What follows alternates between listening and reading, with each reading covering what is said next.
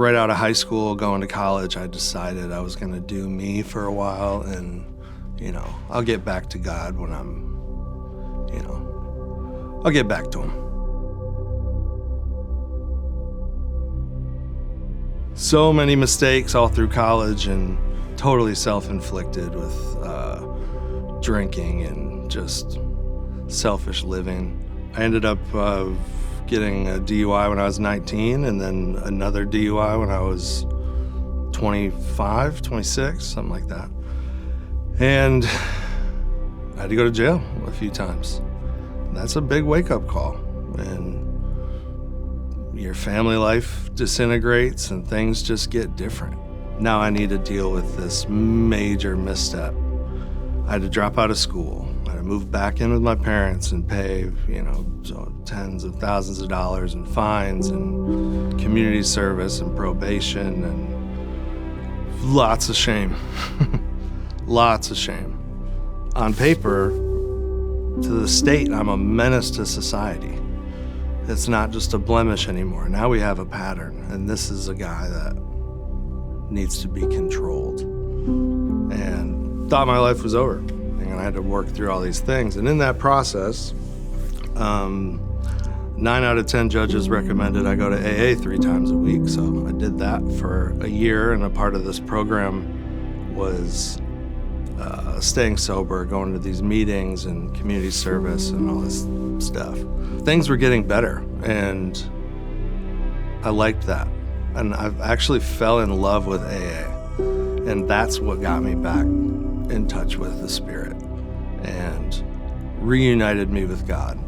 That's the most brutally honest, incredible, raw conversations I've ever had in my life. And people will get up there and they'll say, yeah, I've killed a guy in New York 10 years ago, and every morning I wake up and all I can see is his face lit up in my headlights. I can't get that image out of my head. And people just have done so many nuts things, and you don't feel so alone. You're like, I'm messed up, but so is everybody in this room, and we're all just trying to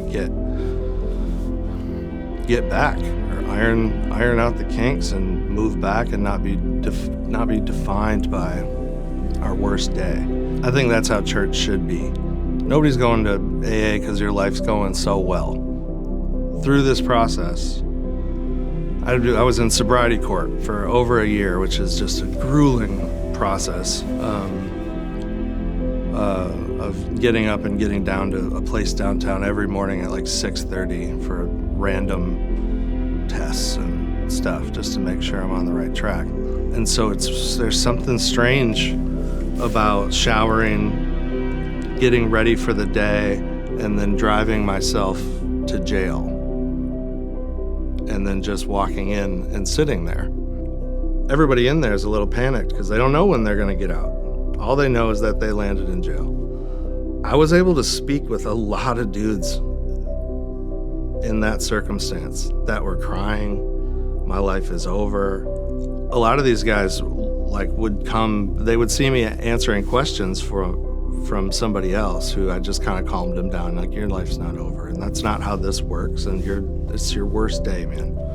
You're gonna get through it, and that's an opportunity God gave me that I never saw coming and never felt equipped for. But it turns out I didn't need a degree in theology. I didn't need any kind of chaplain training. I just needed to love the guys around me.